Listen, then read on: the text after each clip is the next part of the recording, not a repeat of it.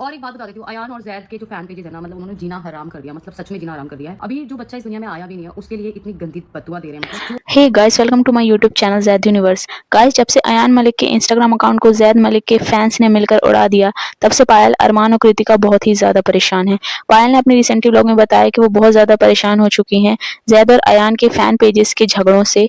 ज़ैद और अयान भाई-भाई हैं, तो उनके फैन पेजेस को भी आपस में हेट फैलाना बंद कर देना चाहिए। वहाँ कृतिका दुबई में बच्चों और अरमान के बिना अकेले रह रही है, बच्चों के फ्यूचर के लिए काम कर रही है, और यहाँ पायल प्रेग्नेंट होते भी 4-4 बच्चों को अकेले संभाल रही है।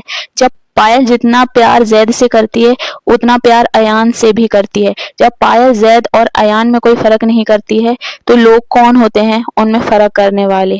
पायल ने अपने व्लॉग में ये भी बताया, लोग हाथ धोकर पायल के पाँचों बच्चों के पीछे पड़ गए हैं। अभी जो बच्चा इस दुनिया में आया ही नहीं है, लोग उसको भी कितना बुरा भला कह रहे हैं और उसके लिए इतनी ज़्यादा बद्दुआ मांग रहे हैं।